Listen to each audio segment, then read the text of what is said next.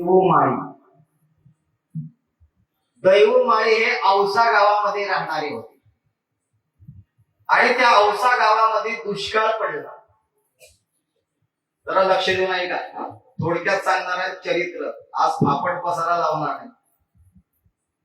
औसा गावामध्ये राहणारे दैवमाळी आणि महाराज तिथं आपण जीवन जगत असताना दुष्काळ पडला आणि दुष्काळ पडल्याच्या नंतर दैवमाळी यांनी ते गाव सोडलं आणि गाव सोडल्याच्या नंतर एक चांगली जागा अरण्यामध्ये मिळाली आणि काही लोक त्या अरण्यामध्ये येऊन तिथं त्यांनी वस्ती केली आणि त्या वस्तीचं नाव कालांतराने अरण्यात राहायला आले म्हणून त्या गावाला नाव पडलं अरण. आणि अरण गावामध्ये राहत असताना दैवमाळी यांना 2 मुलं, एक डोंगरोबा आणि दुसरे म्हणजे परसोबा. डोंगरोबा जे होते हे लहानपणापासून विरक्त होते, म्हणजे त्यागी वृत्तीचे होते महाराज. ते परमार्थ करायला गेले तर पुन्हा परतच आले नाही आणि मग वंशाला एकच दिवा घरामध्ये राहिला, ते म्हणजे परसोबा.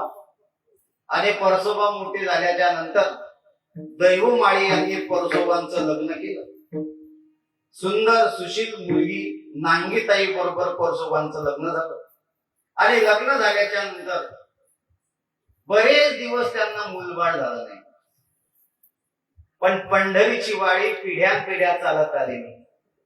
दैवमाळी हे पंढरीचे वारकरी होते. वडील थकले आणि वडिलांच्या नंतर आमच्या परसोबांनी पंढरीची वारी चालू केली. काही घराण्यामध्ये वारीची परंपरा असते. वडील थकले की ती परंपरा मुलगा चालू, मुलगा थकला की त्याचा मुलगा, अशी ती परंपरा चालू असते. पंढरीची वारकरी हे घराणं, दैवमाळी पंढरीचे वारकरी थकल्याच्या नंतर ती परंपरा परसोबा चालू लागली आणि परसोबा पंढरीचे वारकरी होते. पंढरपूरला जायचे, वारीला जायचे. एक दिवस आमच्या नांगीताई म्हटल्या, महाराज तुम्ही जाता वारीला, मी पण येते. आणि मग जोडीनं वारीला गेले महाराज. आता संसारामध्ये कधी मन रमते हो?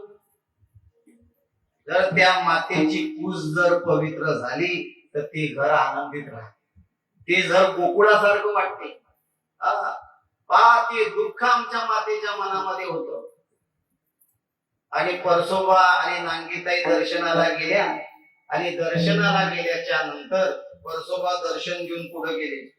पुढे गेल्याच्या नंतर नांगीताईच्या चेहऱ्यावर निराशा होती आणि निराशा असल्या कारणाने पंढरीनाथानं ओळखलं आणि सहजच विचारलं, आई काय दुःख आहे? आता असं एखाद्या माता माऊलीला जर कोणी विचारलं तर काय झालं? म्हणे देवा एकच दुःख आहे, एवढे दिवस झाले संसार करते पण एक चिंता लागलेली. म्हणजे का? की आमच्या नंतर तुझी वारी कोण करेल?